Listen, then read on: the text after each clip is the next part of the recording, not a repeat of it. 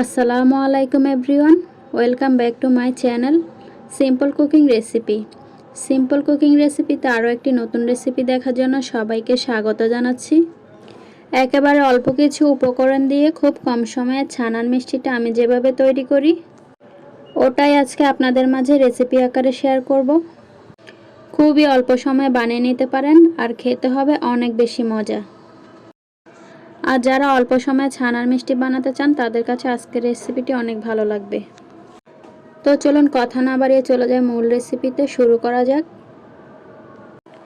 শুরুতে এখানে আমি একটা কড়াইয়ের মধ্যে 1 লিটার গরুর দুধ নিয়েছি, যেটা আমি গতকাল ফ্রিজে রেখেছিলাম ওই গরুর দুধটাই নিয়েছি।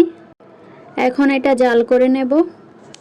আপনারা যদি এটা করেন তাহলে চেষ্টা করবেন একদম ফ্রেশ দুধ নেওয়ার জন্য, এবং সেই সাথে একদম খাঁটি মানের দুধ নিতে হবে, তা না হলে ছানা কাটতে চাইবে না। দুধটাকে একদম ভালো করে জাল করে নিয়ে চুলার আঁচ কমিয়ে তারপর এখানে 2 টেবিল চামচ সিরকা দিয়ে নিচ্ছি। সিরকার বদলে সমপরিমাণে লেবুর রস দিলেও একই কাজ করবে। একদম আলতো হাতে সিরকাটাকে মিশিয়ে দিয়ে সাথে সাথে আমি চুলাটা অফ করে দেব। 1 থেকে 1.5 মিনিট অপেক্ষা করেছি। তারপর দেখেন আলহামদুলিল্লাহ সুন্দর ছানা কেটে গেছে। ছানা থেকে পানিও আলাদা হয়ে গেছে। এখন এই ছানাটা আমি ছেঁকে নিচ্ছি। এই যে এই পর্যায়ে আসার পর সিরকার যে একটা গন্ধ থাকে বা লেবুর রসের যে এক্সট্রা টক ভাব থাকে ওইটা যেন না থাকে, সেজন্য আমি পরিষ্কার পানি দিয়ে ধুয়ে নিতেছি। এরপর একটা সাদা কাপড়ে ঝুলিয়ে এই পানি বের করে নেওয়া যায়। আবার চাইলে এই যে ঝাঁঝরির মধ্যে নিয়েছি, ভারী কিছু দিয়ে এভাবে চাপা দিলেও দেখা যায় পানিটা ঝরে যাচ্ছে। যার যেভাবে সুবিধা হয় সে সেইভাবে শুকনো করে নিলেই হবে। তারপর একটি প্লেটে আমি ছানাগুলো নিয়ে নিলাম। আর এই যে দেখতেই পাচ্ছেন এটা কিন্তু একদম শুকনো ঝরঝরে হয়েছে। এই পর্যায়ে আমি ছানার মধ্যে 1 টেবিল চামচ ময়দা দিয়ে দিলাম, সাথে 1 টেবিল চামচ চিনি দিয়ে দিলাম। এই পর্যায়ে ময়দাটাকে আর চিনিটাকে খুব ভালোভাবে ছানার সাথে মিশিয়ে নেব। আর এই ক্ষেত্রে খুব ভালোভাবে মেশাতে হবে, তা না হলে ময়দা বা চিনি আলাদা আলাদা থেকে যাবে, ছানার মধ্যে ভালোভাবে ঢুকবে না, তখন কিন্তু মিষ্টিটা কম বেশি হবে।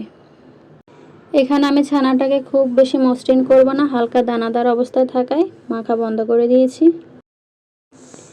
এখন একটা কড়াইয়ের মধ্যে 1 কাপের 4 ভাগের 1 ভাগ গুঁড়ো দুধ দিয়ে দিলাম। আর তার সাথে দিয়ে দিলাম 1 টেবিল চামচ চিনি।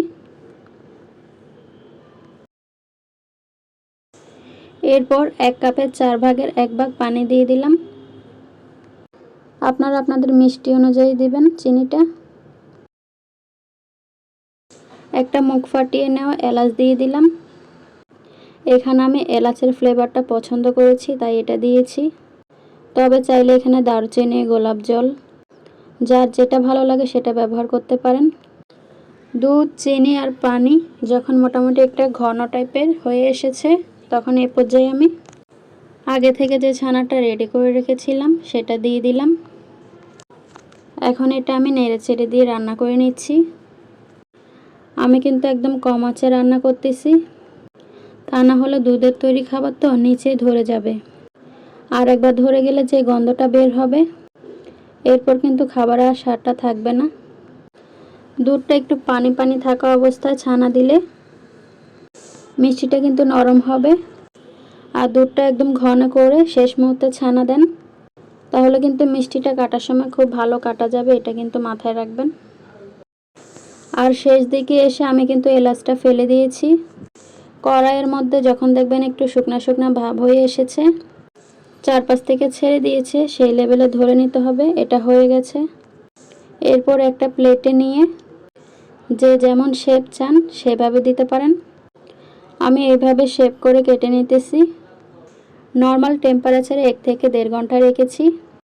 এইভাবে এটা সেট হয়ে গেছে, তবে আরেকটু সময় রেখে দিলে এটা আরও ভালো সেট হবে।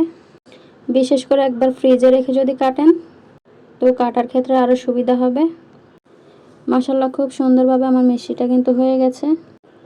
আমার আজকের রেসিপিটা যদি আপনাদের ভালো লাগে প্লিজ ভিডিওতে একটি লাইক দিয়ে চ্যানেলটিকে সাবস্ক্রাইব করে আমার সাথেই থেকে যাবেন। এই ধরনের নিত্য নতুন সহজ রেসিপি পেতে আমার চ্যানেলের সাথে জুড়েই থাকুন। দেখা হচ্ছে পরবর্তী কোনো রেসিপিতে। এই পর্যন্ত সবাই ভালো থাকুন, সুস্থ থাকুন। সবার সুস্থতা কামনা করছি। আল্লাহ হাফেজ।